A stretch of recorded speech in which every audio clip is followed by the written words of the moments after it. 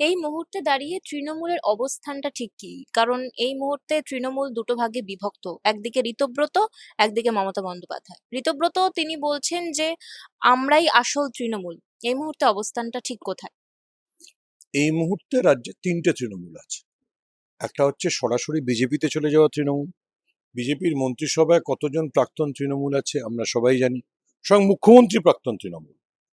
দ্বিতীয় হচ্ছে বিজেপি পোষিত তৃণমূল, মানে যেটা সেমি অটোমেটিক ওয়াশিং মেশিন, যেখানে গেলে রথীন ঘোষ, জাভেদ খান, চন্দ্রকান্ত সিনহা, অরূপ রায়দের বিরুদ্ধে দুর্নীতিরা তদন্ত হবে না, মানে আমরা সেরকমই বুঝতে পারছি।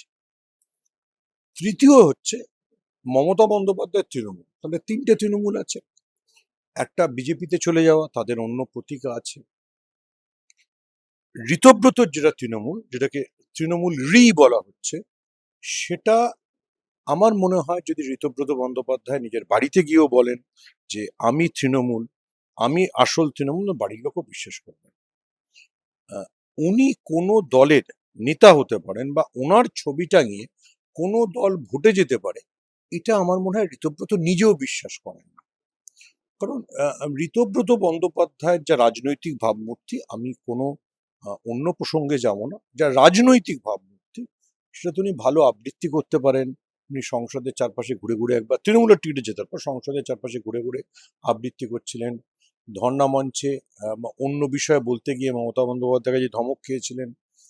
কিন্তু উনি কোনো দলের মুখ অথবা প্রধান হতে পারেন, এটা আমি আবার রিপিট করছি, উনি নিজেও বিশ্বাস করেন না, ওনার বাড়ির লোকও বিশ্বাস করেন না। এবার বিজেপি একনাথ শিন্ডে মডেলে পশ্চিমবঙ্গে তৃণমূলকে ভেঙেছে। ভেঙে সেখানে 58 জন এমএলএ গেছেন। আমি আগেই বললাম যে সেই 58 জন এমএলএর মধ্যে 4 জন যারা রাজ্যের প্রাক্তন মন্ত্রী। রথীন ঘোষকে আমরা দেখেছিলাম ইডির দফতরে হাজিরা দিতে রেশন দুর্নীতির জন্য। চন্দ্রকান্ত সিনহাকে আমরা দেখেছিলাম সিবিআই এর স্ক্যানারে থাকতে। আর জাভেদ খানের এবং তার পুত্র ফয়াজ খান সম্পর্কে খোদ মুখ্যমন্ত্রী এবং পুরমন্ত্রী বলেছিলেন যে তপসিয়াতে সমস্ত বেআইনি বাড়ির নির্মাণ ভাঙা হবে। তো ওনারা নতুন তৃণমূল বা তৃণমূল তৈরি করার পরে আমরা তপসিয়াতে নিশ্চয়ই তাহলে আর বুলডোজার দেখবো না, কারণ ওরা ভালো হয়ে গেছেন। আর নিশ্চয়ই রথীন ঘোষকে ইডিতে যেতে হবে না। শুধু বেচারি সন্দীপন সাহা আর তার বাবা স্বর্ণকমল সাহার বাড়িতে দেখলাম আজও বিজেপি বিক্ষোভ দেখিয়ে দিয়েছে। বিজেপির এন্টালির পরাজিত প্রার্থী প্রিয়াঙ্কা টিবডিওয়াল বিক্ষোভ দেখিয়েছে। তাহলে কি এই যে অপারেশন লোটাস হলো পশ্চিমবঙ্গে, তাতে কি আরএসএস এর অনুমোদন নেই? এই প্রশ্নগুলোর উত্তর আমি জানি না। নাকি বিজেপির মধ্যে দুটো বিজেপি আছে, একটা পুরনো বিজেপি, একটা নতুন বিজেপি। নতুন বিজেপি ঋতব্রতদের গলায় জড়িয়ে ধরতে চাইলেও পুরনো বিজেপিদের আপত্তি আছে, আমি জানি না। দেখুন, কিন্তু যেহেতু ঋতব্রতর তৃণমূলের না আছে কোনো রাজনৈতিক আদর্শ, না আছে কোনো আদর্শগত ভিত্তি, তারা তৃণমূলের যে 40.57% ভোট, তাদের তাতে কোনো ভাগ বসাতে পারবে না। কারণ ঋতব্রত বন্দ্যোপাধ্যায় বা ধরে নেওয়া যাক সন্দীপন সাহা বিজেপি বিরোধী রাজনীতি করবেন কি করে? ওনারা কি হকার উচ্ছেদের বিরুদ্ধে রাস্তা নামতে পারবেন? ওনারা কি পেট্রোল ডিজেলের প্রতিবাদে দাম বাড়লে রাস্তা নামতে পারবেন? ওরা কি এত বড় নিট কেলেঙ্কারির জন্য রাস্তা নামতে পারবে? ওরা কি বিজেপির শিক্ষামন্ত্রী ধর্মেন্দ্র প্রধানের পদত্যাগ চাইতে পারবেন? ঋতব্রত বন্দ্যোপাধ্যায় কি বলতে পারবেন যে আমি ধর্মেন্দ্র প্রধানের পদত্যাগের দাবিতে অনশনে বসলাম? তাহলে ওনাদের রাজনীতিটা কি হবে? ওনারা তো জিতেছিলেন মমতা বন্দ্যোপাধ্যায়ের ছবি এবং প্রতীক নিয়ে।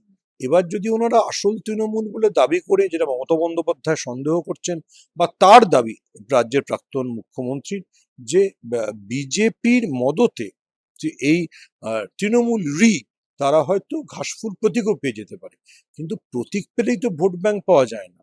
আমরা মহারাষ্ট্রের ঘটনা থেকে দেখেছিলাম একনাথ শিন্ডে আলাদা দল করেছিলেন, কিন্তু মানুষ একনাথ শিন্ডেকে গদ্দার বলে চিহ্নিত করেছিল এবং উদ্ধব ঠাকরের দিকে মানুষের সহানুভূতি এসেছিল।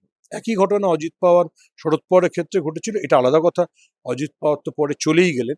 আমি জানি না ঋতব্রত প্লেনে ফ্লেনে চড়তে ভয় পাবেন কিনা এরপর থেকে। চড়তে ভয় পেতেই পারেন। অজিত পাওয়ারের পরিণতি দেখার পর তো সকলের একটু টেনশন হয়, ঋতব্রতরও সেই টেনশন হতে পারে।